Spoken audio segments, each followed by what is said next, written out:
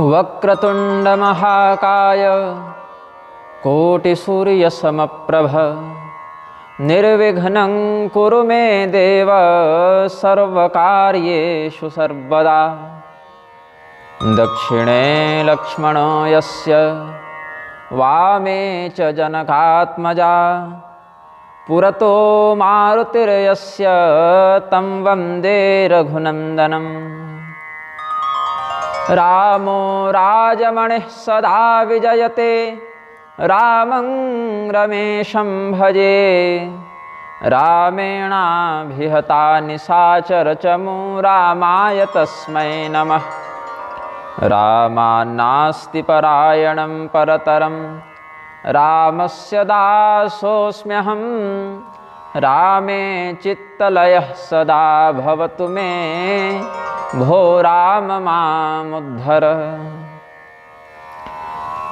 ध्यायेन्नित्यं महेशं रजतगिरिनिभं चारुचन्द्रावतंसं रत्नाकल्पोज्ज्वलांगं परशुमृगवराभीतिहस्तं प्रसन्नं।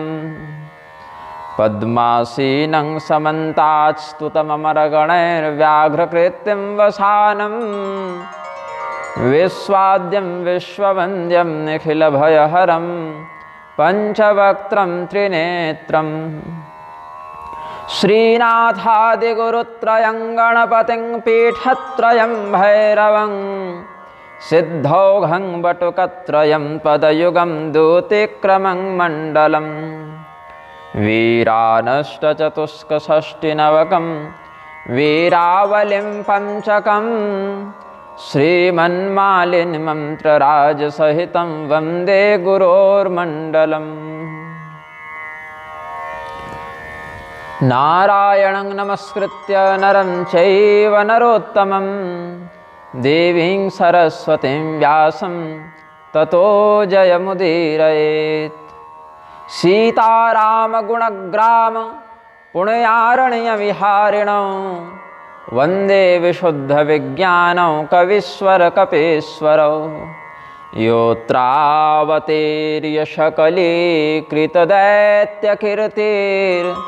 योऽयं च भूसुरवरार्चितरम्यमूर्तिः। तद्दर्शनोत्सुकधियां कृततृप्तिपूर्तिः। सीतापतिर्जयति भूपति चक्रवर्ती। प्रेम से बोलिए आनंद कंद भगवान की जय। श्री सीतारामचंद्र भगवान की जय। उमापति महादेव की जय। अनंत बलवंत हनुमंतलाल जी महाराज की जय। श्री मारुति धाम की जय। बाढ़े खल बहु चोर जुवारा भे जेलम पट पर धन पर दारा। मानहि मातु पिता नहीं देवा साधुन सन करवा वही सेवा। जिनके यह आचरण भवानी ते जाने हु निश्चर सब प्राणी। अतिशय देखि धर्म कै ग्लानि परम सभीत धरा कुलानि। महादेव जी पार्वती जी को वर्णन करते हुए कहते हैं माता पितृकृत द्वेषा साधु सेवा परांगमुखा। परवित्तकलत्रेषु तत्स्पृहाद्यूतकारिणः सस्पृहाद्यूतकारिणः। जो लोग माता पिता से द्वेष करते हैं, साधुजनों की सेवा से विमुख रहते हैं, दूसरे के धन और स्त्री के प्रति जिनका मन लगा रहता है और जो इस प्रकार से ईर्ष्या करते हुए जुआ इत्यादि में अपने समय को नष्ट करते रहते हैं, उनको मनुष्य रूप में निशाचर ही जानना चाहिए। भर्तृहरि जी भी कहते हैं तेमी मानुष राक्षसा परहितम स्वार्थाय निघ्नन्ति। जो दूसरे के कल्याण को अपने स्वार्थ के कारण नष्ट कर दे, अविधिपूर्वक अशास्त्रीयतापूर्वक जो परपीड़न करे, वह व्यक्ति निशाचर ही है, मनुष्य रूप में राक्षस ही है। तो यदा यदा हि धर्मस्य ग्लानिर्भवति भारत अभ्युत्थानमधर्मस्य तदात्मानं सृजाम्यहम्। भगवान का भी यह अनुशासन है कि जब जब धर्म की हानि और अधर्म की वृद्धि होती है, तब तब हम स्वेच्छा से ही अपनी माया का अधिष्ठाता बनते हुए ही एक स्वरूप धारण करते हैं।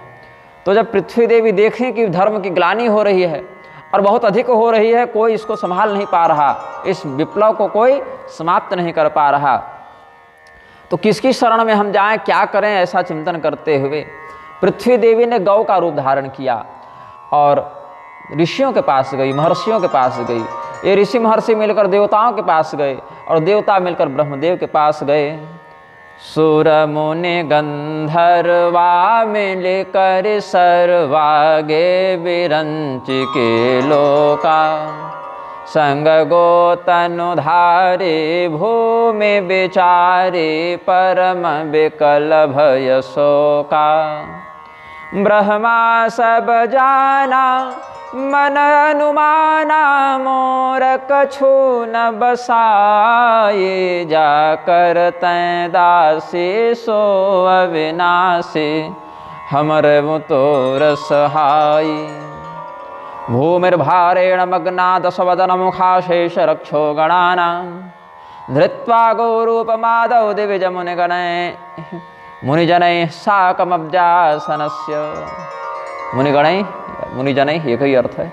गत्वा लोकं रुदन्ते व्यसनमुपगतं ब्रह्मणे प्राह सर्वं, ब्रह्माध्यात्वा मुहूर्तं सकलमपि हृदा वेदशेषात्मकत्वात्। जब पृथ्वी देवी गौ का रूप धारण करके ब्रह्मदेव के पास गई हैं तो उनके नेत्रों में जल भरा हुआ है, वाणी लड़खड़ा रही है, गला गदगद हो गया है। इसके कारण ठीक ठीक अपने कष्ट को बोल नहीं पा रही है, केवल कह रही है कि बहुत पीड़ा में है, लेकिन पूरी बात नहीं बता पा रही है। तो पृथ्वी देवी के कष्ट को पूरे अच्छे तरीके से समझने के लिए ब्रह्मदेव ने एक मुहूर्त तक ध्यान किया और फिर सारे विषय को जाने। तो कहे धरन धरहु मन धीर, कह बिरंचि हरि पद सुमिरो, जानत जन की पीर, प्रभु भंजहि दारुण विपति। सर्वथैव जगत्यर्थे स सर्वात्मा जगन्मयः, सत्त्वांशेनावतिर्योर्व्याम धर्मस्य कुरुते स्थितिम। विष्णु पुराण आदि में भी कहते हैं, अध्यात्म रामायण से तो बता ही दिए। हे पृथ्वी, वह परमात्मा जो जगत व्यापी हैं, जगन्मय हैं, सर्वात्मा हैं, सर्वांतर्यामी हैं, वो अपने सत्व गुण का बाहुल्य प्रदर्शित करते हुए सत्वांश का आश्रय लेते हुए पृथ्वी में धर्म की स्थिति को पुनः दृढ़ करने के लिए अवतार लेंगे। तो भगवान तक ये बात कैसे पहुंचाई जाए, सब लोग चिंतन करने लगे। तो कोई कहते हैं वैकुंठ चलिए, कोई कहते हैं क्षीर सागर चलिए। यद्यपि क्षीर सागर में ही भगवान की स्थिति है, वैकुंठ में भी स्थिति है, लेकिन हम कहाँ जाएं ये अभी कोई समझ नहीं पा रहा है। तो ब्रह्मा तदुपधार्याथ सहदेवस्तया सह, ब्रह्मा जी तो पृथ्वी देवी जब जब निवेदन करती है तो नारायण की पुनः पुनः खोज करते हैं, बारंबार खोज करते हैं। तो यहीं पर शिव जी भी थे इस समाज में। ऐसे तो मत्तः परतरम नान्यत् किंचित् अस्ति धनंजय, मयि सर्वमिदं प्रोतं सूत्रे मणिगणायव। जैसे मणियों को अगर हार में पिरो दिया जाए तो वह सूत्र में बंध जाते हैं, तो सूत्र उन सब के मध्य विचरण करता रहता है, वही बांध के रखता है वह धागा, मणियों को, रत्न को। वैसे भगवान सर्वत्र व्याप्त हैं और सबों को एक व्यवस्था में बांध कर रखे हुए हैं, एक अनुशासन में। लेकिन फिर भी उनका एक प्राकट्य तो होना चाहिए। तो महादेव जी वहीं थे, उन्होंने एक उपाय बताया। ते ही समाज गिरिजा में रहूं, अवसर पाई बचन एक कहूं। हरि व्यापक सर्वत्र समाना, प्रेम ते प्रगट होई मैं जाना। देश काल दिशि विदिशहु माहि, कहु सो कहाँ जहाँ प्रभु नाही। कौन सा ऐसा देश है, कौन सा ऐसा काल है, कौन सी ऐसी दिशा प्रदिशा है जहाँ भगवान नहीं हैं। तो भगवान तो सर्वत्र हैं, जितने भी चराचर जगत के प्राणी हैं सर्वत्र परमात्मा की स्थिति है। तो हम तो समझते हैं कि जैसे अग्नि की स्थिति सर्वत्र है, लकड़ी रगड़ो ताप पर्याप्त हो जाए तो आग चिंगारी के रूप में प्रकट हो जाए, लोहा रगड़ो, पत्थर रगड़ो, बारूद रगड़ो, तो एक निश्चित ताप किसी भी वस्तु में अगर उत्पन्न किया जाए तो वहाँ से अग्नि का प्राकट्य हो जाता है। तो यहाँ पर भगवान महादेव कहते हैं वैसे ही हृदय में जब प्रेम का एक स्तर प्राप्त हो जाता है तो भगवान वहाँ प्रकट हो जाते हैं। तो सुनि बिरंचि मन हर सतन, पुलक नयन बहनीर। स्तुति करत जोर कर सावधान मति धीर। धैर्यवान निर्मल मति वाले ब्रह्मदेव बिल्कुल एकाग्रता से महादेव जी के वचनों को सुनकर उनका समादर करते हुए फिर बहुत गदगद और आर्त भाव से नेत्रों में जल भर के भगवान की स्तुति करने लगे। जय माधव देवेश जय भक्त जनार्तिहन विलोकय महादेवालोकयस्य स्व सेवकान्। इत्युच्चैर्जगतुः सर्वे देवाः सर्वपुरोगमा। और आगे क्या कहते हैं? जय दीन दयाकर प्रभो जय दुःखापह मंगलाह्वय जय भक्त जनार्तिनाशन कृतवर्मन् दुष्टघातक। यदि भवान् निदधात्य भयं भुवो मदन मूर्ति तिरस्कृत कांति भृत् सुरगणा हि कथं सुखिनः पुनर्ननुभवन्ति घृणामय पावन। यदा यदास्मान्दनुजा हि दुःखदास्तदा तदा त्वं भुवि जन्म भाग भवे अजोप्ययोऽपि शवरो पिसन् विभो स्वभावमास्थाय निजं निजार्चितः हरविरं चिनुतं तव पादयोर् युगलमेप्सित काम समृद्धिदं हृदय पवित्र यवादिक चिह्नितय सुरचितं मनसा स्पृहयामहे। भाव गोस्वामी जी सरलता से वर्णन करते हैं।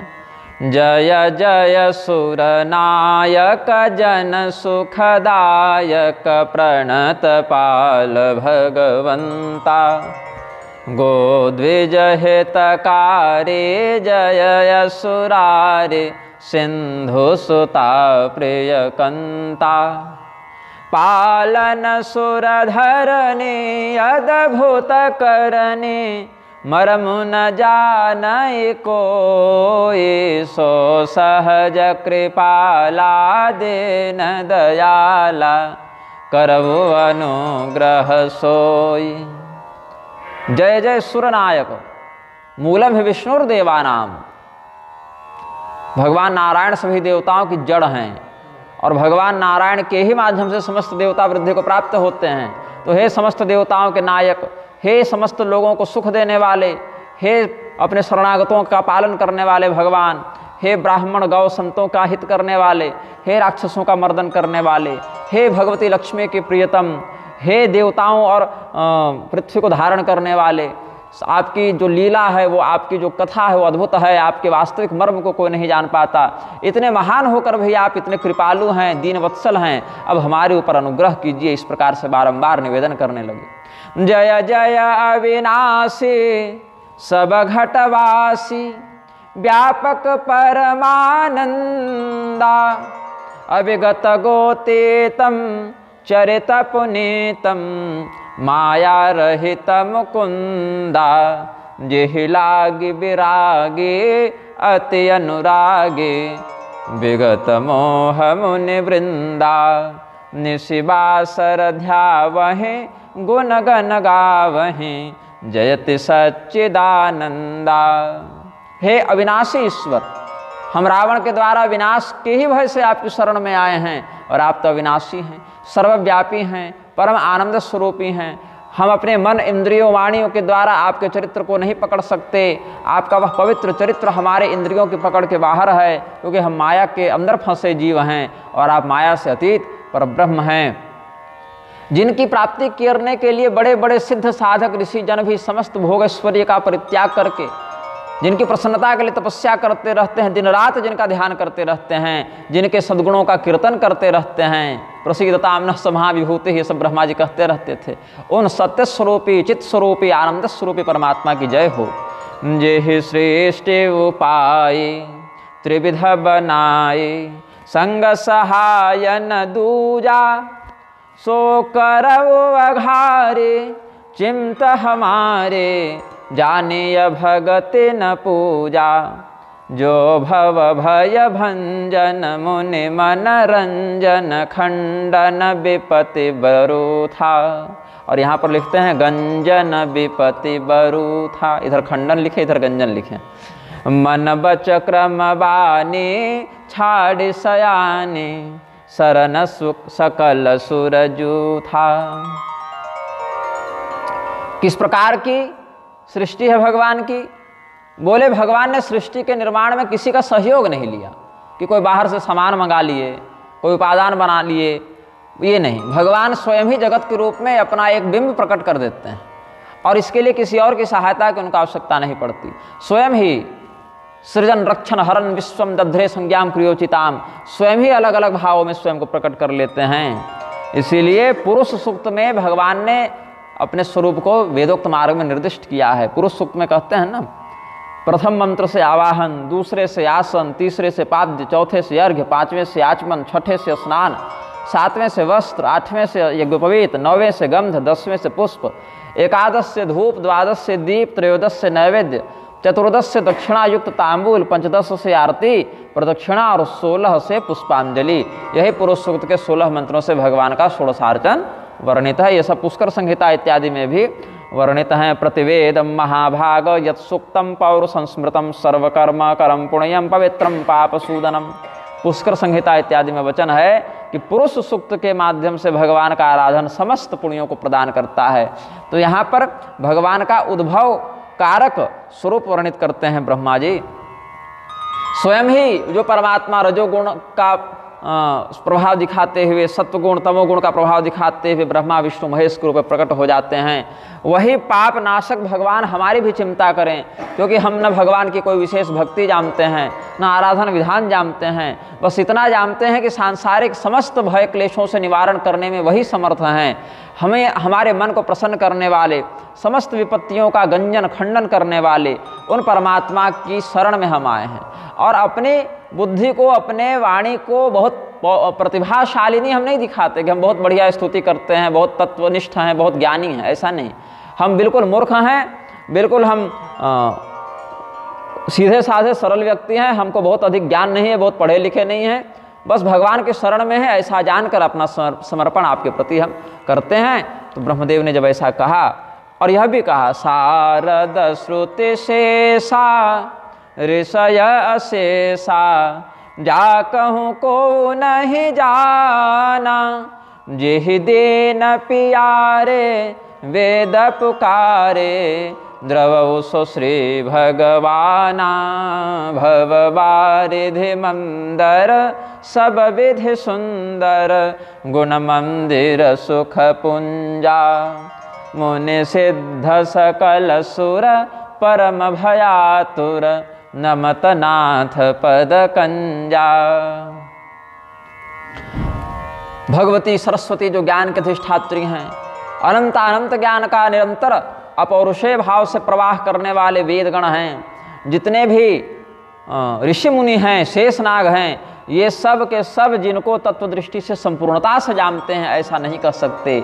जो भगवान दीन वत्सल हैं, दीन बंधु हैं, दयनीय स्तवनाथ दुर्लभ। इसलिए भक्तजन कहते हैं, प्रभु आपके लिए तो दयनीय व्यक्ति दुर्लभ है, क्योंकि लोग दयनीय होने पर आवश्यक नहीं भगवान के शरण में चले जाएं। तो एक भगवान के लिए दयनीय दुर्लभ हुआ, और दूसरा जब भगवान की शरण में चला जाता है तो वह दयनीय रह नहीं जाता, भगवान उससे कष्ट को दूर कर देते हैं, तो वहाँ भी उसका दैन्य भाव पूर्ण हो गया, समाप्त हो गया। तो ऐसे भगवान जिनको वेदों ने दीनबंधु कहा है, वो परमात्मा हमारे ऊपर द्रवित हो, हम पर कृपा करें।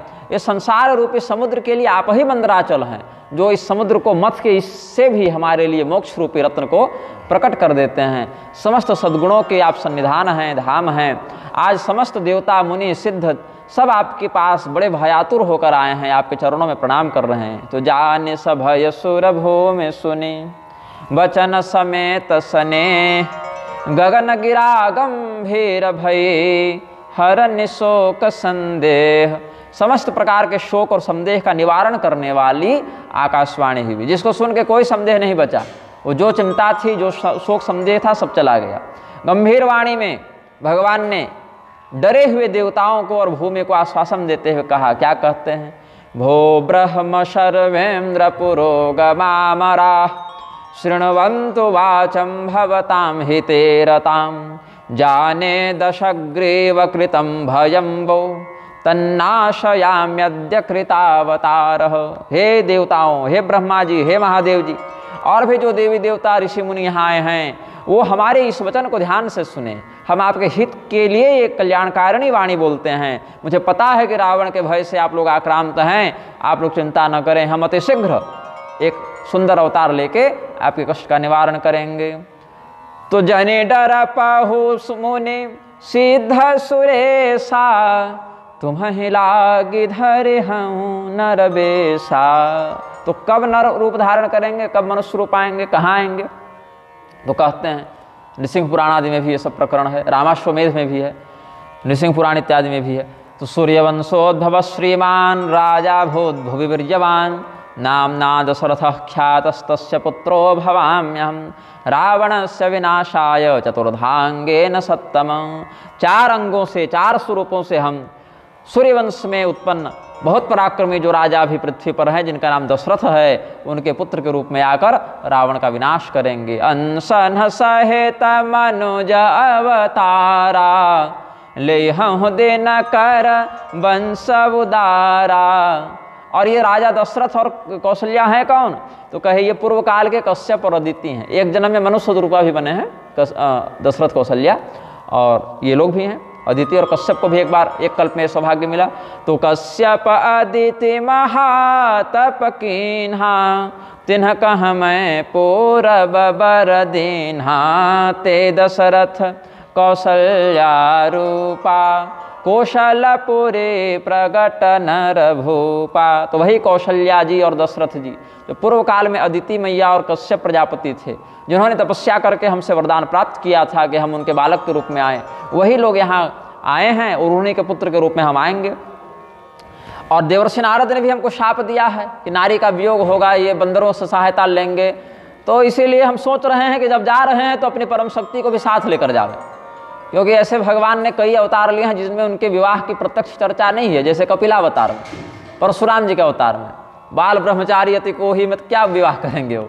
ऐसे पृथ्वीपति की उपाधि है परशुराम जी को, धरणी के रूप में उनकी शक्ति है, लेकिन वो एक लाक्षणिक भाव हो गया, प्रत्यक्ष स्त्री पुरुषात्मक विन्यास तो बन नहीं पाया। नर नारायण स्वरूप में वो तो विवाह इत्यादि में प्रवृत्त हुए नहीं।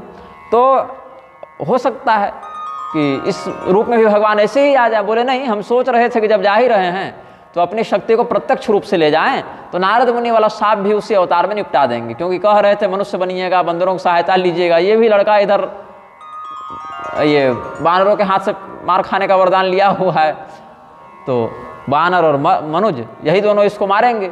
रावण है वो भी ऐसा ही वरदान मांगा है।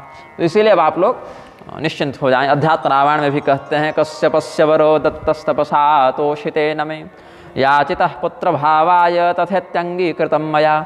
स इदानीं दशरथो भूत्वा तिष्ठति भूतले, तस्याहं पुत्रतामित्य कौशल्यायां शुभे दिने। योगमायापि सीतेति जनकस्य गृहे तदा, उत्पत्स्यते तया सार्धं सर्वं संपादयाम्यहम्। हमारी जो योग माया आदि शक्ति हैं, परम शक्ति हैं, वो भी राजा जनक के यहाँ पुत्री रूप में प्रकट हो जाएंगी। तो गगन ब्रह्म बानी सुनिकाना, तुरत भिरे सुर हृदय जुड़ाना। तब ब्रह्माधर निह समुझावा, अभय भई भरोस जिय आवा। ब्रह्मा जी क्या कहते हैं? सुनो देवताओं, विष्णुर्मानुसरूपेण भविष्यति रघुकुले। भगवान विष्णु रघुकुल में आने वाले हैं। भगवान विष्णु ही श्री राम रूप में आएंगे, तो तुम लोग भी उनकी सहायता करने के लिए, उस लीला में सेवा देने के लिए वानर की आकृति बनाकर जाओ। तो सामान्य वानर ये लोग नहीं थे, ये देवताओं की एक विशेष प्रजाति थी जिसको किमपुरुष कहते थे। और ये स्वरूप से वानर भालू के समान दिखते, जितने पुरुष थे वो वानर भालू के समान दिखते, और इनकी स्त्रियां अप्सराओं के समान दिखती थी। ये भी शास्त्रों में वर्णन है, जिस पर हम अलग से एक लेख लिख चुके हैं। तो निज लोक ही बिरमचिगे देवन इह सिखाय, बानर तनु धरि धरि महे हरिपद सेव हो जाए। कि आप लोग सब वानर की आकृति बना के पृथ्वी लोक में पहले ही पहुंच जाइए, भगवान के आगमन की प्रतीक्षा कीजिए, और उचित अवसर पर भगवान को जहाँ जैसी संगति बने वैसी सेवा प्रदान करते रहिए। तो कहते हैं कि विष्णु सहायं कुरुत यावत् स्थास्यति भूतले, इति देवान् समादिश्य समाश्वास्य च मेदिनीं। जयो ब्रह्मा स्वभवनं विज्वरः सुखमास्थितः। जब भगवान विष्णु श्री राम रूप में जाएंगे तो आप सब देवता भी अपने अपने स्वरूप को वानर आकृति में प्रकट कीजिएगा। तो ब्रह्मा जी स्वयं जामवान बन के आए। ऐसे इस घटना से पहले भी ब्रह्मा जी जामवान के ही रूप में विचरण कर रहे थे, उसी स्वरूप को वहाँ जोड़ दिया। वामनावतार में भी जामवान जी हैं ना, जो 3 बार प्रदक्षिणा किए थे पूरे वामन भगवान की। भागवत में भी ये प्रकरण है और यहाँ आगे भी स्वीकृति दिए हैं जब समुद्र लंघन का विषय उठा है तब। अरे हम जवान थे तब तो हम पूरे वामन भगवान के ब्रह्मांड व्यापी रूप को 3 बार प्रदक्षिणा से पूजित कर लिए थे। अब थोड़े बूढ़े हो गए, नहीं जा पाएंगे तो क्या कहें, लेकिन अभी भी हिम्मत करेंगे तो 95 में कोई नहीं हराएगा। 95 योजन चले जाएंगे, बस 5 योजन पहले गिर जाएंगे नीचे, तो बेइज्जती है ना। यहाँ से उछले बड़ा जोर। वो भी क्यों हो गया? जामवान जी जैसे इधर भीष्म पितामह अपने कुल खानदान के बूढ़े थे ना, वैसे जामवान जी अपने समूह में बूढ़े थे। तो बोले क्या कहें, एक बार एक ऋषि पर आक्रमण किया किसी राक्षस ने और हम गए उससे लड़ने, तो 16 योजन शैल उठाई, आने से मोर गोड़ में धाई, ऐसे करके कहीं चौपाई मुझे स्मरण आ रही है कि 16 योजन या 63 योजन ऐसा कुछ है, मतलब 16 या 30 कुछ ऐसा विशाल पर्वत उठा के उसने मेरे पैर पर मार दिया। तो पैर टूटा तो नहीं, लेकिन कभी कभी दर्द उठ जाता है। वही चोट जो है अंदरूनी चोट, कई बार वो हड्डी में हेयर क्लाइन क्रैक हो गया, तो अब उतनी लंबी छलांग नहीं लगा पाते हैं, वृद्ध भी हो गए। तब फिर हनुमान जी के बल को इन्होंने जागृत करवाया। अस्तु, तो हनुमान जी के रूप में शिव जी प्रकट हो गए हैं और उन्हीं का वह जो वीर्य था, जो तेज था, वो वायुदेव अंजना के गर्भ में स्थापित कर देते हैं। तो इसीलिए हनुमान जी शिव जी के पुत्र भी कहलाए। शंकर सुवन, सुवन पुत्र का तात्पर्य है यहाँ पर। और ये ब्रह्मा जी स्वयं आए हैं जामवान बनकर, और विश्वकर्मा जो है वो और अग्निदेव ये नल नील के रूप में आए हैं। इधर सूर्यदेव आए हैं सुग्रीव के रूप में और इंद्रदेव आए हैं बाली के रूप में। तो कोई नायक बन गया, कोई खलनायक बन गया, लेकिन सब भगवान की ही सेवा में तत्पर रहे। और यहीं पर मुझे स्मरण आ रहा है कि पद्म पुराण में संभवतः ये बात है जो आगे बताने जा रहा हूँ। सूर्यदेव के पुत्र थे सुग्रीव और इंद्रदेव के पुत्र थे बाली। अब श्री रामावतार में क्या हुआ कि इंद्र के पुत्र तो मारे गए, बाली का तो वध हो गया, और सूर्यदेव के पुत्र जीवित बच गए।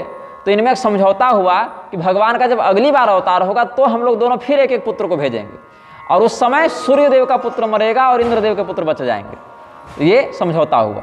ये जहाँ तक मुझे स्मरण आ रहा है पद्म पुराण में होना चाहिए। तो दूसरी बार भगवान श्री कृष्ण रूप में आए। वहाँ सूर्यदेव के पुत्र कौन थे? कर्ण, और इंद्रदेव के पुत्र थे अर्जुन। तो वहाँ कर्ण मरे और अर्जुन बचे, और इधर बाली मरे जो इंद्रपुत्र थे, और सूर्य बचे जो सुग्रीव बचे जो सूर्यपुत्र थे। तो दोनों जगह दोनों देवताओं के एक एक बेटा मरे और एक एक बेटा बचे। तो ये कारण था। लेकिन इसमें तत्व दृष्टि और है, मरा वही जो अधर्म के पक्ष में था, चाहे बेटा किसी का रहे। मरा वही जो भगवान से विमुख हो गया, और बचा वही जिसने भगवान की शरण ग्रहण की। और सुग्रीव जी से भी श्री राम रूप में मित्रता किए हैं, और अर्जुन से भी भगवान ने मित्रता किए हैं। और इसमें आनंद की बात यह है कि दोनों जगह गवाह हनुमान जी हैं, है ना। कपिध्वज अर्जुन के भी झंडा पर हनुमान जी हैं, और उधर सुग्रीव के तो मंत्री ही थे हनुमान जी। हनुमान केसरी पुत्र सुग्रीवस्य सुग्रीव सचिव सखा, ऐसे करके कुछ है। केसरी के पुत्र जो हनुमान थे वो सुग्रीव जी के मित्र भी थे और सुग्रीव जी के मंत्री भी थे। अब कहाँ का है थोड़ा देखना पड़ेगा, क्योंकि बहुत कुछ रामायणों में और भी भूसुंडी रामायण में बहुत कुछ है, अद्भुत रामायण, आनंद रामायण, ये सब में है बहुत कुछ। तो ये भाव स्मरण आ रहा था। अब कहाँ का है थोड़ा खोजना पड़ेगा, लेकिन ऐसी ही बात है। एक द्विविध के लिए भी आया है कि द्विविध वानर भी सुग्रीव जी का मंत्री था और नरकासुर का सखा था, वो जो बाद में बलराम जी के हाथों मृत्यु को प्राप्त हुआ द्वापर युग में आके, मैंद का भाई था।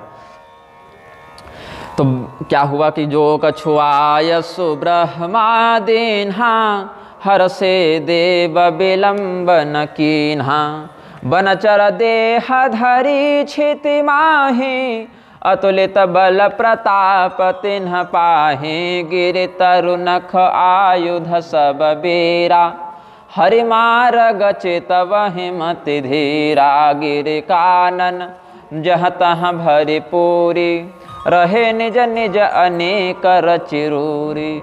ये सब भीषण आकृति वाले भयंकर पराक्रम को प्रदर्शित करने वाले बानर के रूप में आ गए। किमपुरुष योनि के देवता थे ये सब।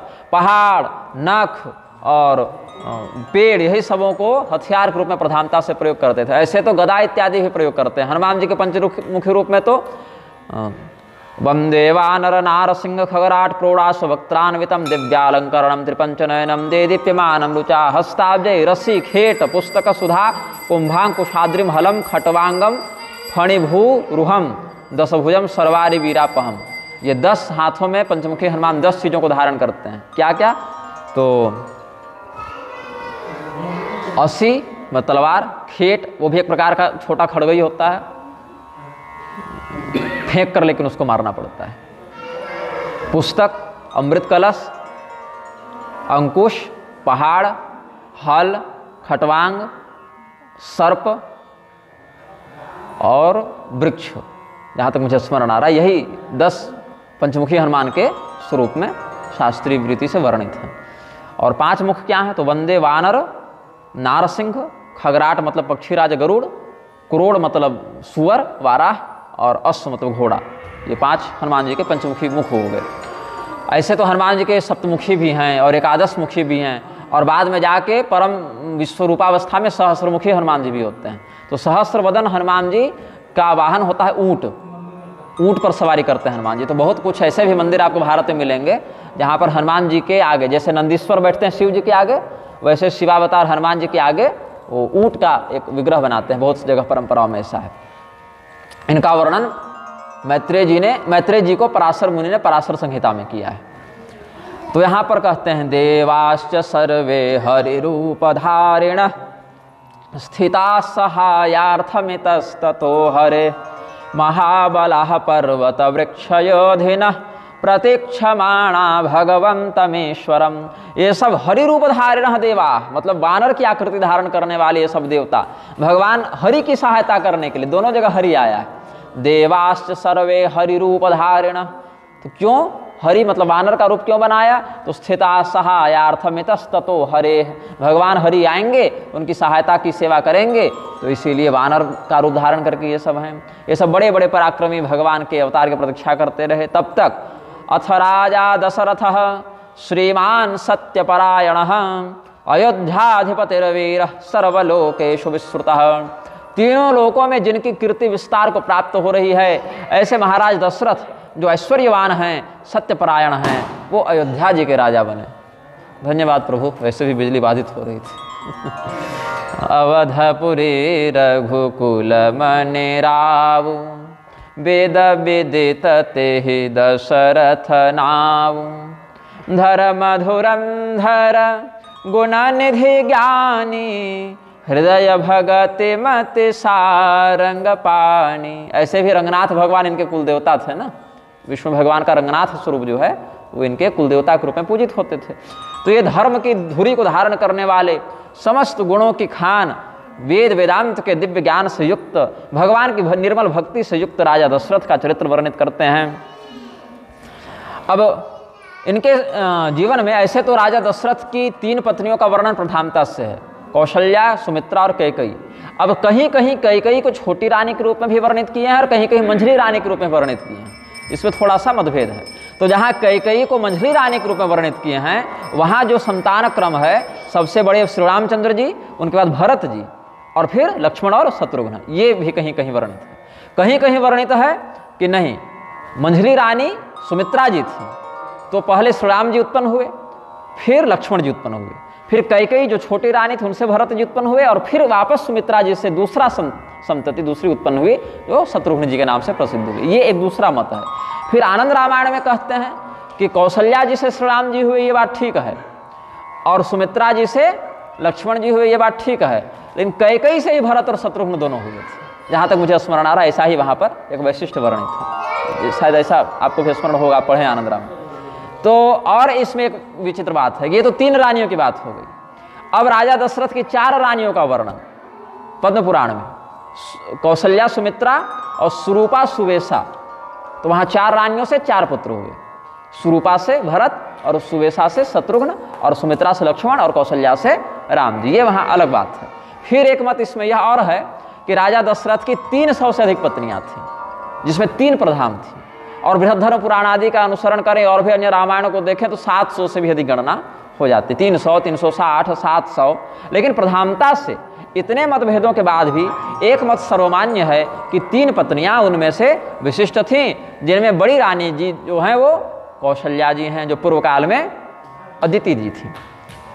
तो इनके जीवन में कोई कष्ट नहीं था, सब कुछ इनके जीवन में भरा पूरा था, लेकिन एक ग्लानि थी इनके मन में कि एक बार भूपति मन माही भई गलानि मोरे सुत नाही। और ये ग्लानि हुई क्यों? पुन्नाम्नो नरकाद्यस्मात् त्रायते पितरम सुतः तस्मात् पुत्र इति प्रोक्तः स्वयमेव स्वयं हुआ। पुत्र, पुत्र कहते क्यों हैं? संतान को, औरस को, आत्मज को पुत्र क्यों कहते हैं? पुन नाम का एक नरक है, वहां पर व्यक्ति मरने के बाद जाता है। अगर वो वंशहीन मर जाए तो जिस नरक में जाता है वंशहीन व्यक्ति, उसको कहते हैं पुंग। और इस नरक से रक्षा करने के कारण, त्राण करने के कारण उस संतान को पुत्र कहते हैं।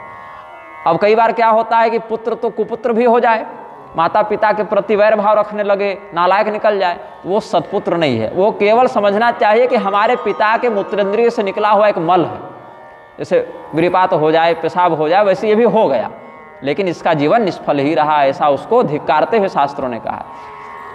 अब हो सकता है कि किसी व्यक्ति की संतान तो हो लेकिन लड़का न हो, केवल लड़की हो जाए तो क्या, तो उसमें कहते हैं यदि प्रयास करने के बाद भी पुत्र न हो तो उस व्यक्ति को चिंतातुर नहीं होना चाहिए। वो अपने नाती के माध्यम से उद्धृत हो जाता है, उसका दौहित्र जो है, उसका नाती जो है, वो उसका कल्याण कर लेता है। तो अगर इसमें दो विकल्प हैं, या तो दौहित्र अपने कुल में रहता हुआ ही नाना के नाम से श्राद्ध तर्पण इत्यादि कर दे उनका प्रतिनिधि बनकर, या फिर वो नाना जी जो है अपने नाती को गोद लेकर अपने गोत्र में विधिवत सम्मिलित कर ले। तो जहाँ सम्मिलित करेंगे वहाँ कहते हैं पुत्रिका न्याय लगता है, इसको पुत्रिका धर्म कहते हैं। तो ये एक अपवाद है, ये सार्वकालिक नियम नहीं है, ये सब कुछ बातें हैं। अथवा अगर कहें कि लड़का लड़की कुछ नहीं हो तब तो क्या हम नरक चले जाएं? तब भी नरक नहीं जाएंगे। यदि भाई की संतान हो तो भाई के पुत्र से भी व्यक्ति पुत्रवान ही कहलाता है, निस्संतान निर्वंश नहीं कहलाता है। निस्संतान कहलाए भी तो निर्वंश नहीं कहलाता है, उसको ये दोष नहीं लगता। लेकिन अब यहाँ अपनी सगी संतान नहीं कर रही तो चाचा और ताऊ का क्या करने जाएंगे? कोई हमारे चाचा जी ऐसे और ताऊ जी ऐसे, पिता की ही नहीं कर रहे हैं लोग आजकल, माता पिता को ही नहीं भज रहे हैं ठीक से। तो पुत्र शब्द बड़ा गरिमावान शब्द है। पुत्र होना एक बहुत बड़े कर्तव्य का, जैसे पिता शब्द एक महिमा को धारण करता है तो पुत्र शब्द भी कम महिमा को धारण नहीं करता। और जैसे पिता के सम्मान का निर्देश है शास्त्रों में, वैसे पुत्र की भी सम्मान का निर्देश महाभारत इत्यादि में है। माता पिता की सेवा करना अगर पुत्र का कर्तव्य और धर्म है तो पुत्र का सम्मान करना और पुत्र की रक्षा करना, पुत्र का भरण पोषण करना भी माता पिता का धर्म है। तो अकारण ही निर्दोष पुत्र को मारना, पीटना या प्रताड़ित करना या तिरस्कृत करना भी धर्म नहीं है, क्योंकि वही पुत्र वंश वृद्धि भी करेगा, वही पुत्र आगे श्राद्ध तर्पण भी करेगा, वही पुत्र लोक परलोक को बनाएगा भी, कुल को तारेगा भी। एको गोत्रे प्रभवति पुमान यह कुटुंबम विभर्ति। किसी गोत्र में सारे लोग महापुरुष हो जाए आवश्यक नहीं, कोई एक ध्रुव जैसा, प्रहलाद जैसा एक भी हो गया वंश में तो पूरे वंश का उद्धार वह कर देता है। तो सोनपत्य स्वदुखेन पीड़ितो गुरु में कदा वसिष्ठम स्वकुलाचार्यमभिवाद्येदमब्रवीत् स्वामिन पुत्राः कथम मे स्युः सर्वलक्षण लक्षिताः पुत्रहीनस्य मे राज्यं सर्वं दुःखाय कल्पते।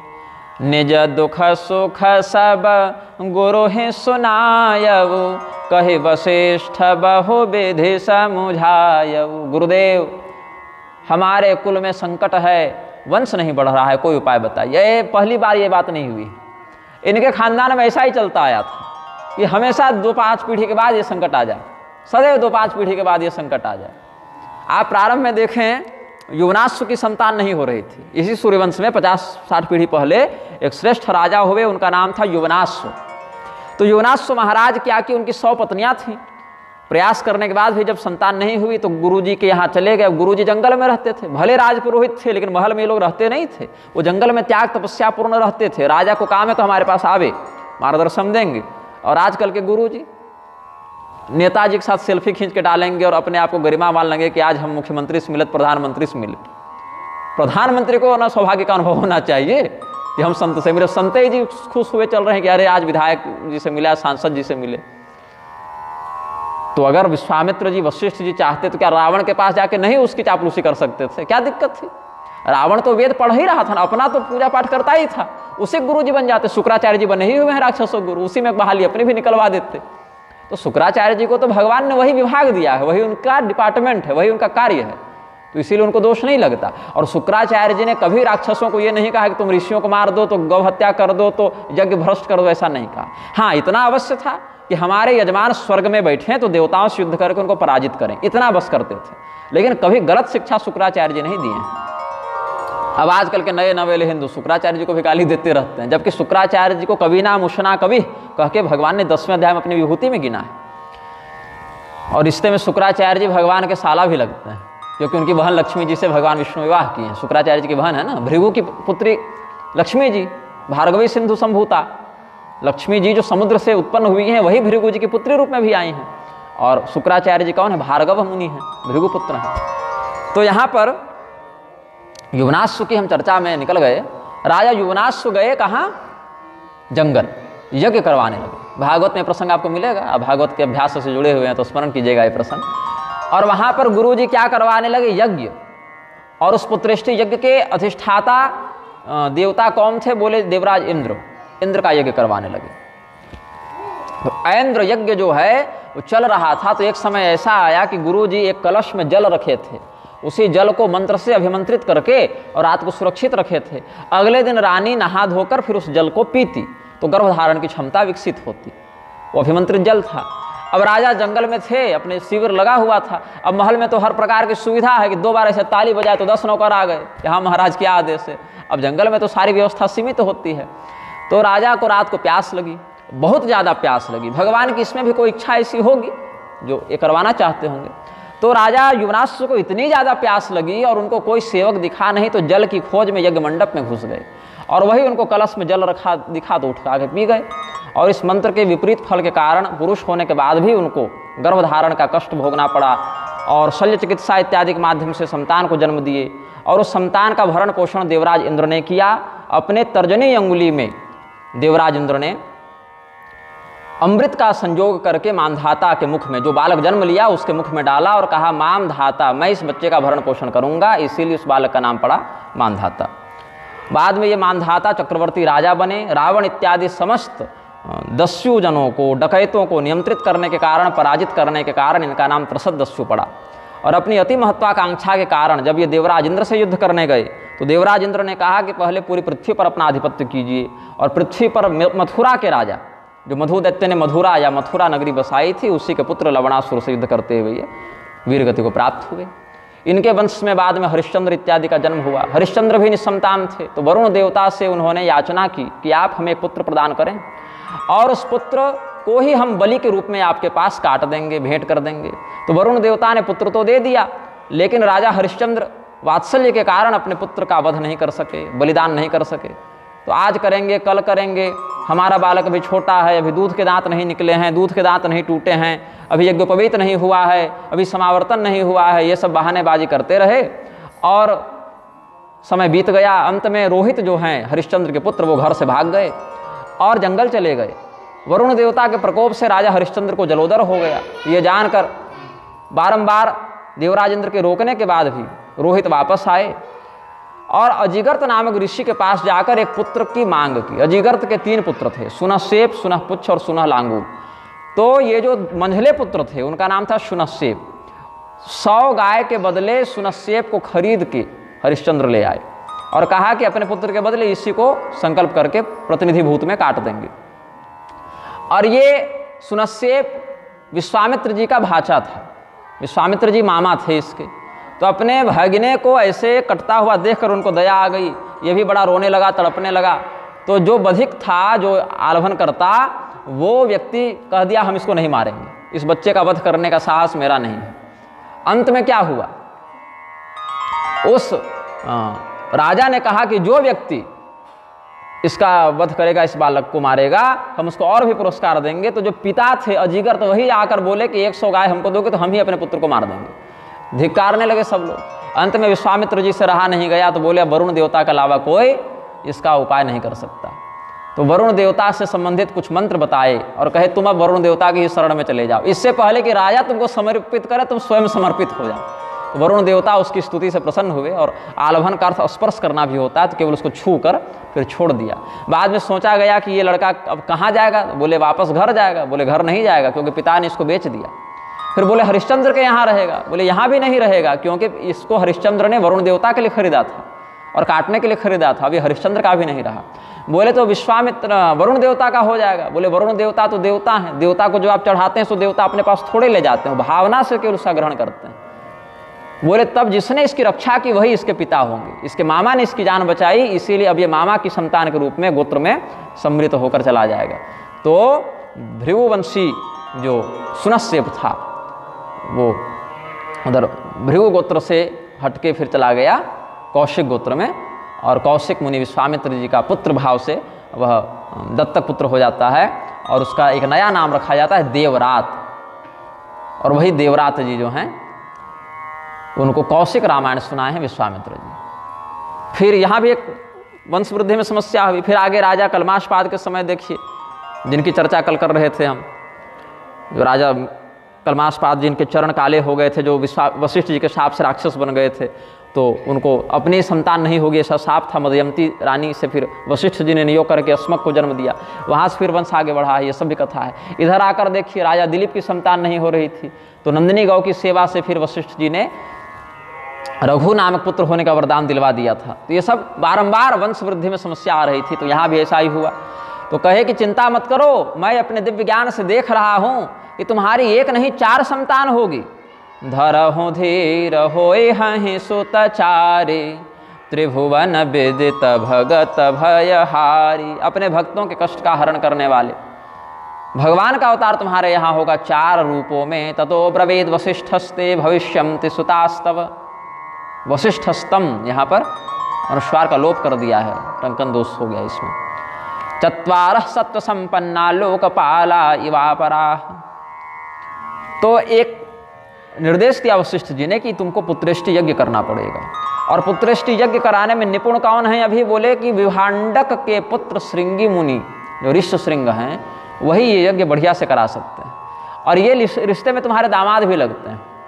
तो कई स्थानों पर दामाद से ही पौरोहित करवाने का भी लोकाचार है। छत्तीसगढ़ में भी मैंने ऐसा देखा कि शाकद्वीपियों में तो ऐसा देखा कुछ क्षेत्रों में कि अपने जामाता को ही पुरोहित के रूप में प्रथम वो चयन करते हैं। अगर वो न रहें उपलब्ध या मना कर दें या कोई और विडंबना हो जाए तो दूसरे को चयन करते हैं फिर।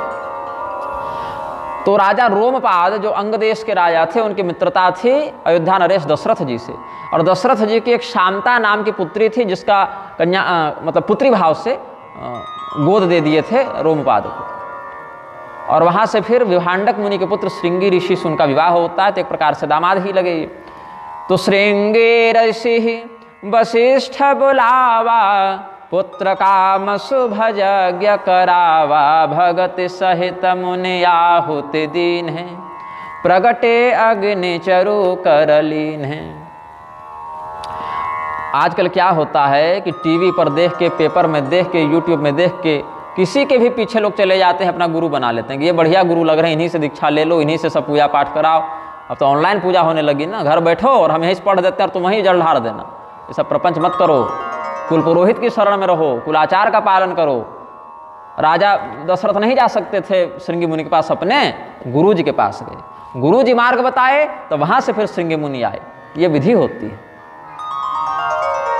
हमारे पास भी अनेक लोग रोज दीक्षा लेने आते हैं, फ़ोन पर कोई कैसे भी करके। हम बोलते हैं पहले अपने गुरु पुरोहित की शरण ग्रहण करो। अगर वो अयोग्य हो गए हों, पतित हो गए हों, तब भी सम्मानपूर्वक उनसे अनुमति ले लो और तब मेरे पास आना, तब विचार करेंगे।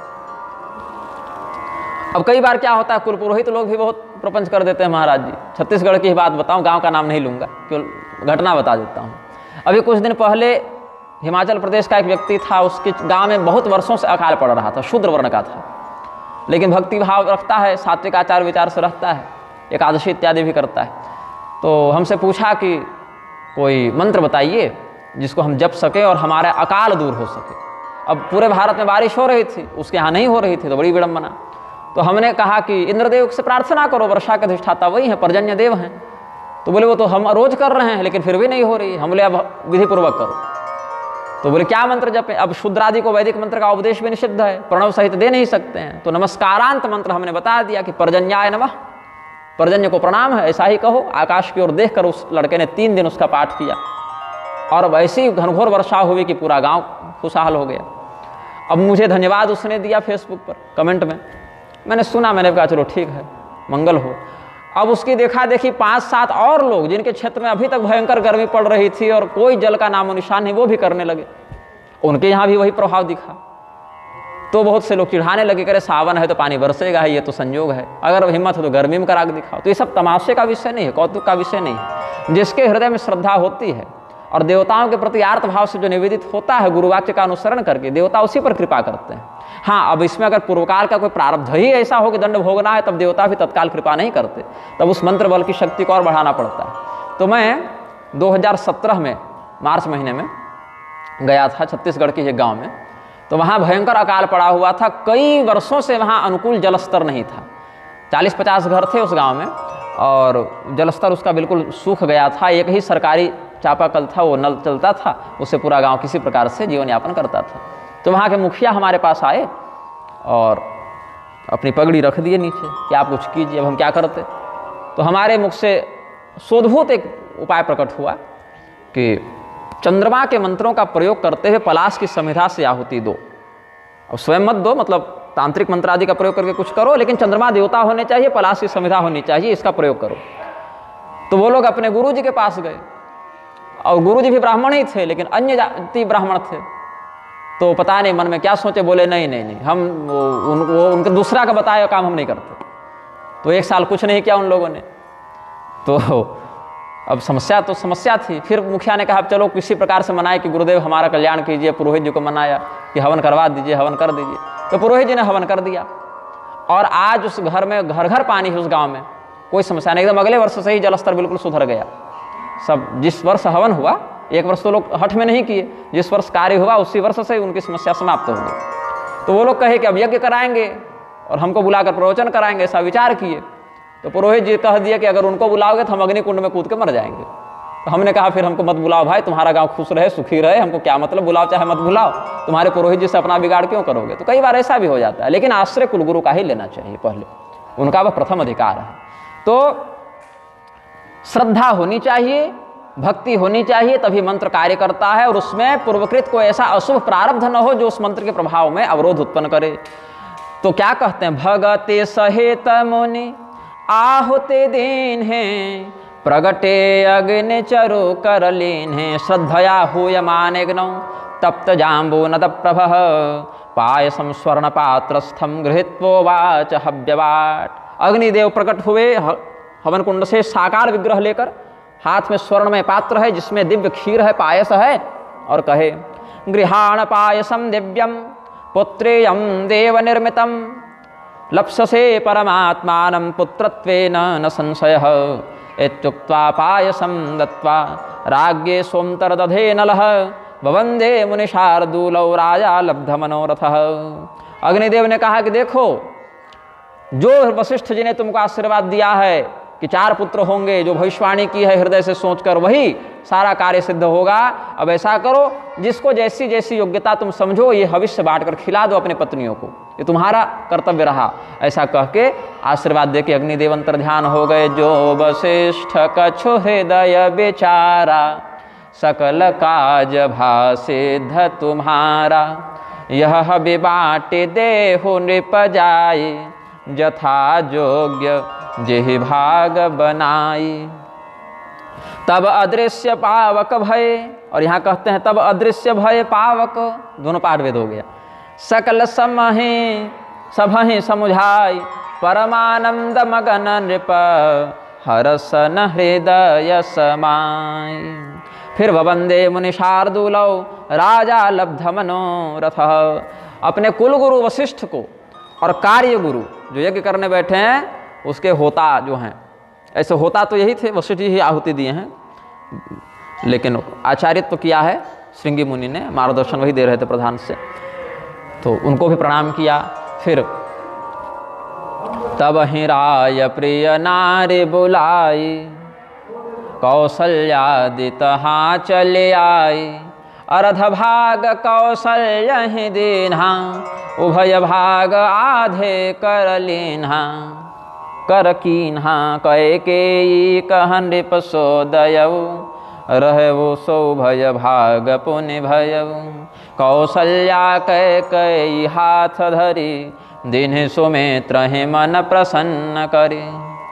अब हुआ ऐसा जैसा हमने आपको पहले बताया, राजा दशरथ की पत्नियों का अलग अलग कल्पों के अनुसार अलग अलग प्रकार से वर्णन है, तो ये वर्णन का वैशिष्ट यहाँ भी दिखता है। वशिष्ठ ऋष्यशृंगाभ्याम अनुज्ञातो ददो हविः कौशल्याय च कैकेय्यै अर्धमर्धम प्रयत्नतः ततः सुमित्रा संप्राप्ता जगृधो पौत्रिकं चरुं कौशल्या तु स्वभागार्धं ददौ तस्यै मुदान्विता कैकेयी च स्वभागार्धं ददौ प्रीति समन्विता।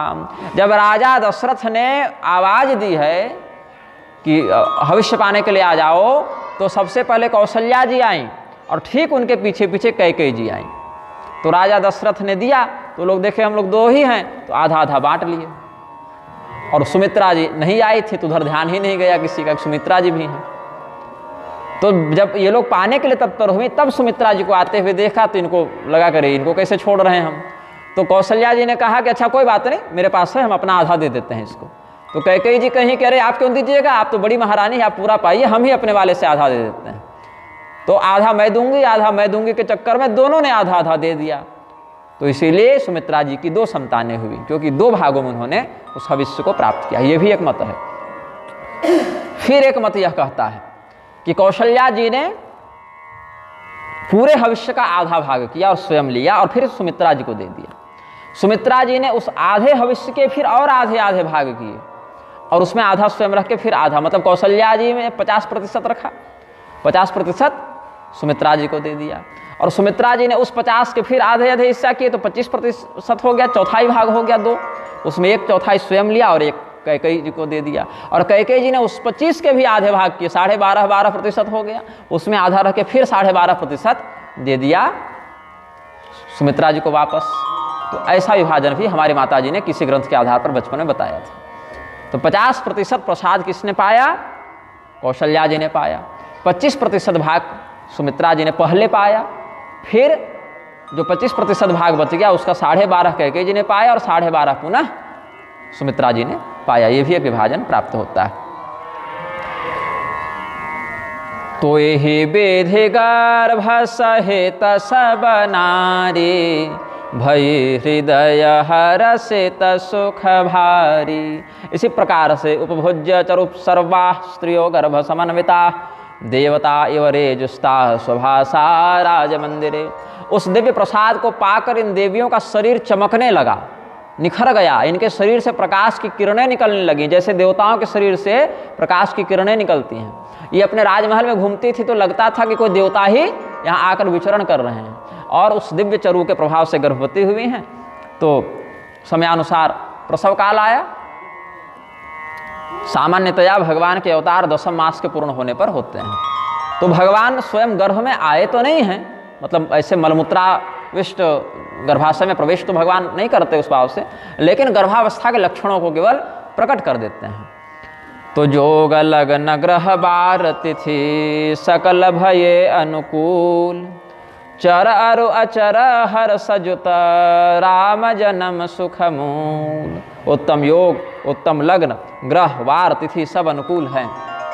भगवान श्री रामचंद्र जी का इस प्रकार से वैशिष्ट्य, कुंडलीगत वैशिष्ट्य, जन्म कुंडली, अगस्त संहिता इत्यादि ग्रंथों से भी समझनी चाहिए। रघुवंशम इत्यादि में भी कुछ कालिदास जी ने संकेत किया है।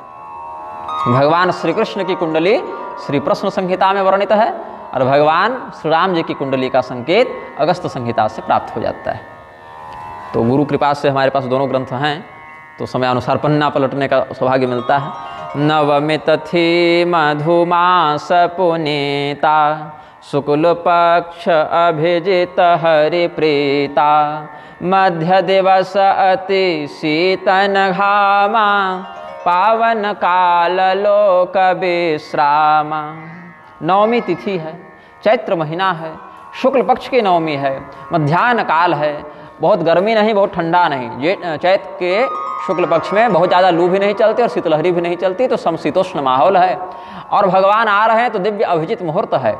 भगवान संपूर्ण संसार को पवित्र करने के लिए जिस समय आए वही समय सर्वोत्तम हो गया, सबको पवित्र करने वाला हो गया, वही मुहूर्त निर्दुष्ट हो गया। पवन में निर्मलता आ गई, पृथ्वी में सुगंध अधिक होने लगी, मिट्टी में अलग सुगंध आ गई, वायु में अलग शीतलता और सुगंध का विस्तार हो गया, जल में भी अलग निर्मलता आ गई। हर तत्व अपने अपने निर्मल और दिव्य स्वभाव को प्रदर्शित करने लगे। तो सो अवसर बिरंचि जब जाना, चले सकल सुर साज विमाना। जितने भी देवी देवता हैं, ब्रह्मदेव ने सबको कह दिया, देखो भाई भगवान के अवतार का समय आ गया है, काम धंधा छोड़ो, फूल की टोकरी उठाओ और सब पहुंच जाओ अयोध्या के अंतरिक्ष में। भगवान को वहीं से स्वागत में फूल बरसा बरसा कर पूजन करेंगे। और जितनी अप्सराएं हैं सब नृत्य करने के लिए तैयार हो जाएं, गंधर्व मधुर गान करने के लिए, स्तुति पाठ करने के लिए तैयार हो जाएं। सब ऋषि महर्षि एक पंक्तिबद्ध होकर स्वस्ति वाचन पुण्याह वाचन में लग जाएं। तो बरसहि सुमन सुअंजलि साजी, गह गह गगन दुंदुभि बाजी।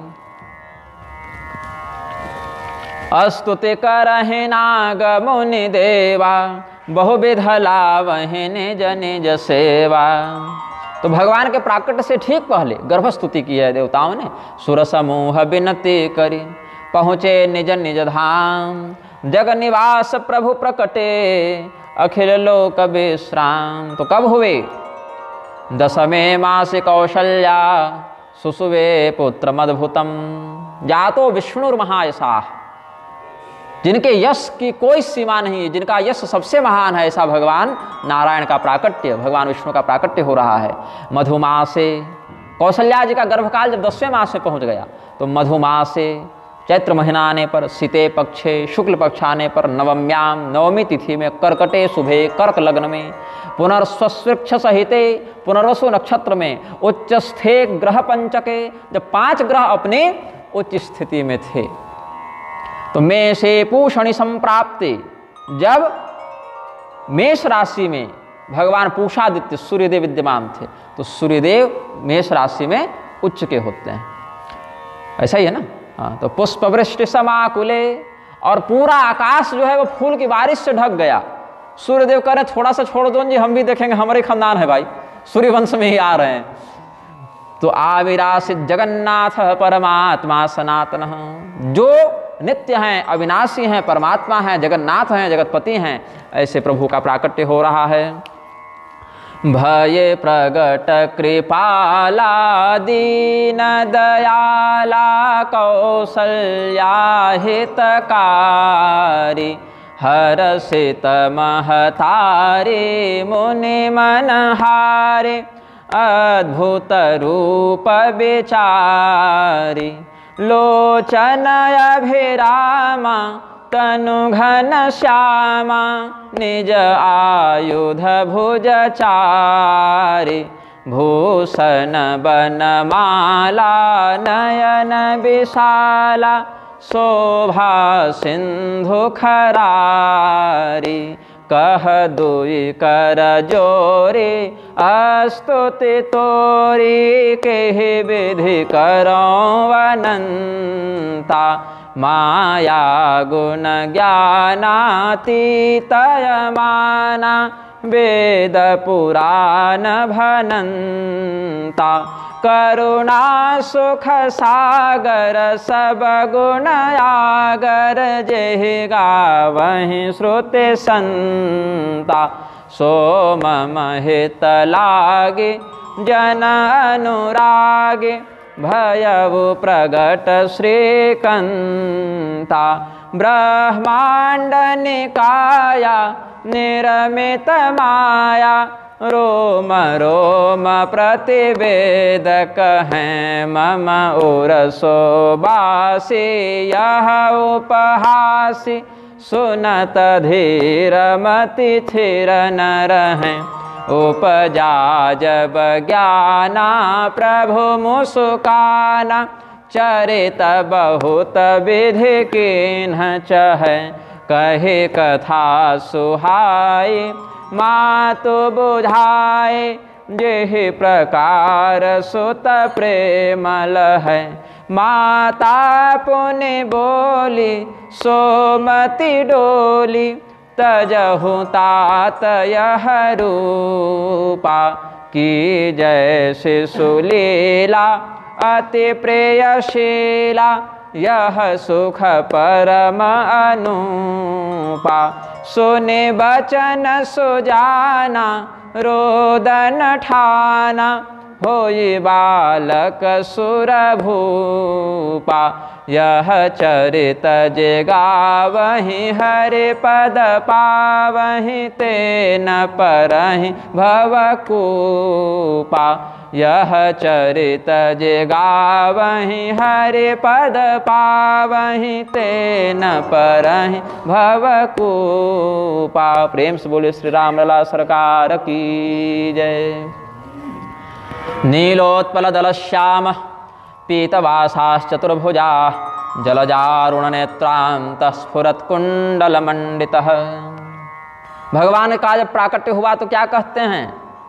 नील कमल के समान, विकसित नील कमल के समान उनका रंग है। जो शरीर का वर्ण है तो उजले, मतलब उजले से तात्पर्य खिले हुए, विकसित नील कमल के समान है, उनकी पंखुड़ियों के समान है।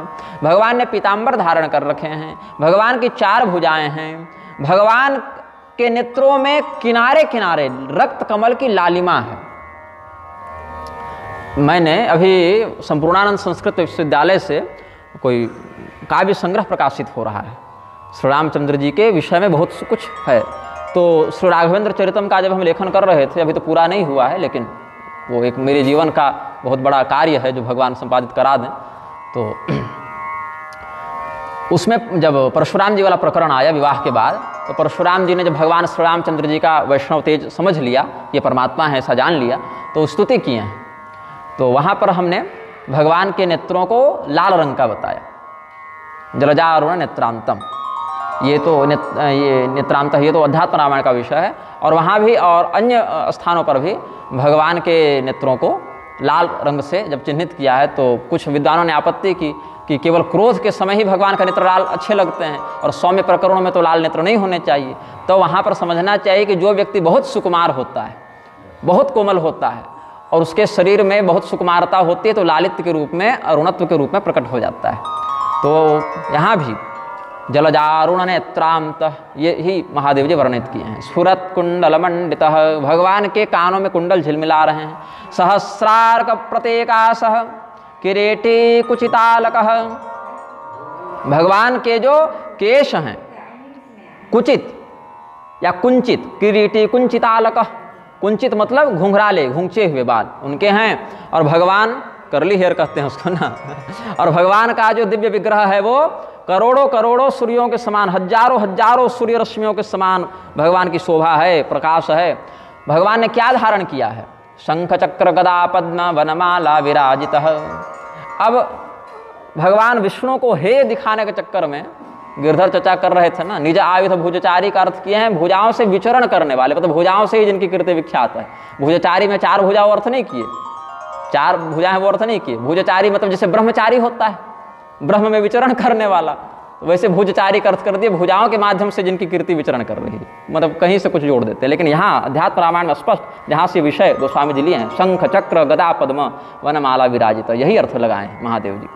लेकिन ये कहे थे कि हम महादेव जी को 100 कोटि शास्त्रार्थ से पराजित कर चुके हैं, तो क्या कर सकते हैं, महादेव जी भी चुप हो जाते हैं। दृष्ट्वा तम परमात्मानं कौसल्या विस्मयाकुला, हर शास्त्र पूर्ण नयना नत्वा प्रांजलिरब्रवीत। अब कौसल्या जी विस्मित भी हो गई और घबरा भी गई कि अब सीधे यही आ गए हमारे पुत्र के रूप में, हम तो सोचे नहीं थे यही आएंगे, कोई दिव्य आएंगे ये सोचे थे, साक्षात परमात्मा आ जाएंगे। तो थोड़ी डर गई, क्या बोलें कैसे बोलें, और बस कांपने लगी, नेत्रों में जल भर गए, वाणी गदगदा उठी, हाथ जोड़कर कहती है, देव देव नमस्तेस्तु शंख चक्र गदाधर परमात्माच्युतो नमतः पूर्णस्तम पुरुषोत्तम। हे परिपूर्ण परमात्मा, हे शंख चक्र गदा पाणी, हे परमात्मन, हे अच्युत, हे अनंत, आपकी स्तुति करने में तो वाणी असमर्थ है, क्योंकि वाणी की पहुंच के परे आपका अस्तित्व है, बुद्धि इंद्रियों से परे आपका अस्तित्व है, केवल सत्ता के रूप में, ज्ञान स्वरूप में आपका अनुभव वेद करते हैं, तो हम आपकी क्या स्तुति करें। और बस यही जानती हूँ कि हम जैसे भक्त तो परवश हैं, स्वतंत्र नहीं हैं, हम इस माया के कारण जकड़े हुए हैं, तो और कुछ कर भी नहीं सकते आपकी स्तुति में। आप रघुकुल में सर्वश्रेष्ठ हैं, रघुत्तम हैं, रघुकुल में आपसे बाद और आपसे पहले कोई इतना श्रेष्ठ नहीं हुआ। परमात्मा से श्रेष्ठ कौन हो जाएंगे, चाहे कितने भी बड़े आप महापुरुष हों, परमात्मा से तो बड़े नहीं हो जाएंगे। तो वदंत्य गोचरम वाचाम बुद्ध्या दीनामतिन्द्रियम त्वां वेदवादिनः सत्ता मात्रं ज्ञानैक विग्रहं भक्तेषु पारवश्यं ते दृष्टं मेद्य रघुत्तमम्। और यह भी देखती हूँ कि हम भक्त तो परवश हैं। परवश कैसे हैं? क्योंकि माया के कारण जकड़े हुए हैं। जब तक आप कृपा नहीं करेंगे ये माया हमें छोड़ेगी नहीं। लेकिन देख रही हूँ कि आप भी तो परवश ही हो गए आज, क्योंकि भक्त की भक्ति के वश में हम भक्त पराधीनो स्वतंत्र सदा द्विज। ऐसे भगवान कहे ना दुर्वासा मुनि को कि मैं तो भक्तों के अधीन हूँ, भक्त के वश में है भगवान, भगत के वश में है भगवान वाली भाव है। तो भक्त कैसा हो? उत्पाती उन्मादी नहीं हो कि अपने आप को भगवान का भक्त घोषित कर दे। तो हम हो गए भगवान के भक्त, हम कह दिए, फिर चाहे जो खाओ जो पियो, जैसे लड़ो जैसे रहो, ऐसा नहीं। भगवान ने भक्त के जो लक्षण और जो परिभाषा शास्त्र में वर्णित की है, योमद भक्त समय प्रिय, जिस प्रकार के भक्त को भगवान मान्यता देते हैं वैसा भक्त होना चाहिए। तो एक इसमें बड़ा क्षोभ का आश्चर्य का विषय क्या है कि जठरे तव दृश्यन्ते ब्रह्मांडा परमाणवः तम ममोदर संभूत इति लोकान् विडम्बसे। पूरा पूरा ब्रह्मांड आपके अंदर एक परमाणु के समान लगता है, और ऐसे अनंत परमात्मा हमारे गर्भ में आए, हमारे पुत्र के रूप में आए, ये तो पूरे संसार को विस्मित और मोहित करने वाला विषय है। बोले कोई बात नहीं, अब क्या करें बोलिए। तो कहते हैं जैसे उन्होंने कहा था ना देवकी जी ने, उपसंहर विश्वात्मन नदो रूपम अलौकिकम, ये अलौकिक रूप आप छिपा लीजिए, शंख चक्र गदा पद्म श्री आजुष्टम चतुर्भुजम, ऐसे भगवान को देवकी जी ने कहा है। ये काम कौशल्या जी पहले ही कर चुके हैं। उपसंहर विश्वात्मन्नदो रूपम अलौकिकम दर्शयस्व महानंद बाल भावम सुकोमलम। बहुत सुंदर आनंद प्रदान करने वाले बाल भाव को, कोमल भाव को प्रदर्शित कीजिए और यह वरदान दीजिए। हालांकि गोस्वामी जी ने कौशल्या जी के मुख से ऐसा नहीं कहलाया है, स्वतंत्र ही कहलाया है कि यह चरित जगा वहीं हरिपद पा वहीं, ग्रंथकार की हैसियत से ही लिख दिया है। लेकिन ये वस्तुतः कौशल्या जी के द्वारा मांगा गया वरदान है कि संवाद मावयोर्यस्तु पठेद वा शृणुयादपि सयाति मम सारूप्यम मरणे मत्स्मृतिम लभेत। भगवान ने ये वरदान दिया है कौशल्या जी को कि हम दोनों के संवाद का, इस स्तुति का जो स्मरण करेगा, पढ़ेगा या सुनेगा, वो भी मेरे सारूप्य मोक्ष को प्राप्त कर लेगा और मरने के समय उसको हमारी स्मृति आ जाएगी। तो वही सबसे बड़ा लाभ है कि भगवान ते नारायण स्मृति इत्युक्त्वा मातरम रामो बालो भूत्वा रुरोधः। इस प्रकार से भगवान कहे और अपने उस वैष्णव रूप को छिपा के और बाल रूप में आकर जैसा बालक रुदन करता है वैसा भगवान रुदन करने लगे। विप्रधेनु सुरसंतहित लीन मनुज अवतार निज इच्छा निर्मित तनु माया गुण गोपार। जनमोहिनी, विश्वमोहिनी, आत्मोहिनी, ऐसी त्रिविधा माया, सत्वगुण, रजोगुण, तमोगुण, ऐसे त्रिविध गुण और परापश्यंती मध्यमा वैखरी, ऐसे चतुरा वाक, इन सब के मतलब इन 10 के 3 प्रकार की माया, 3 प्रकार के गुण और 4 प्रकार की वाणी, इन 10 प्रकार से भगवान को पकड़ा नहीं जा सकता, जीता नहीं जा सकता। क्योंकि संभवाम्यात्माया, भगवान अपनी माया से, अपनी इच्छा से, अपने माया पर स्वयं का नियंत्रण करते हुए गो साधु देवता विप्र वेदानाम रक्षणाय वै। गर्ग मुनि कहते हैं तनुम धत्ते हरे साक्षात भगवान आत्मलीलया। भगवान अपनी लीला से ही ये शरीर धारण करते हैं। क्यों? गौ, साधु, देवता, विप्र, वेद इत्यादि की मर्यादा सुरक्षित रहे, इसलिए भगवान आते हैं। तो भगवान के जन्म का, अवतार का आज हमने वर्णन किया है। प्रातःकाल से थोड़ा आज भोजन प्रसाद नहीं गया है तो शरीर में विशेष थकावट है। तो आप मुझे 7:30 और 8 के मध्य में कुछ दूध रोटी पवा पाएंगे क्या? क्योंकि उसके बाद स्नान करके हम बैठ जाएंगे जप में, तो फिर उठेंगे आधी रात को, तो फिर क्या भोजन प्रसाद पाएंगे? उस दिन भर से ऐसे ही रह गए। तो आप 7:30 से 8 के मध्य पवा दीजिए कुछ, तो बड़ी कृपा हो। तो प्रेम से बोलिए आनंद कंद भगवान की जय। सीताराम सीताराम सीताराम सीताराम सीताराम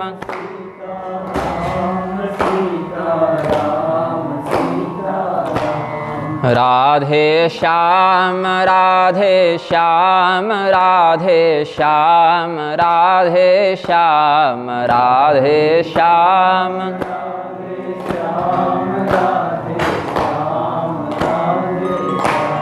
सीताराम सीताराम सीताराम सीताराम सीताराम